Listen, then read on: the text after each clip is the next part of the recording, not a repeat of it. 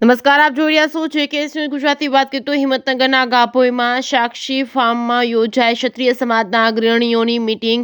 સૌરાષ્ટ્રનો વિરોધ ઉત્તર ગુજરાત સુધી પહોંચ્યો તો રાજપૂત સમાજના આગેવાનોએ ભેગા મળી સાબરકાંઠા કલેક્ટરને આવેદનપત્ર આપશે. રાજપૂત સમાજ પર ટિપ્પણી બાદ રાજ્યભરમાં છે વિરોધ.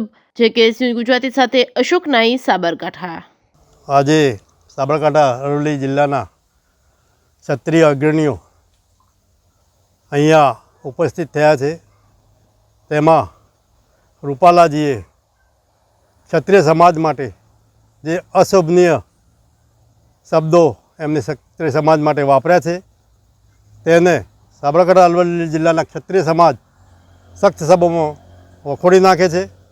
તેમજ આગળની રણનીતિ ગુજરાત રાજ્યની સંકલન સમિતિ જે બની છે એમના માર્ગદર્શન નીચે સાબરકાંઠા અરવલ્લી જિલ્લા ક્ષત્રિય સમાજના ભાઈઓ યુવાનો સર્વે એ પ્રમાણે આગળની રણનીતિ નક્કી કરશે.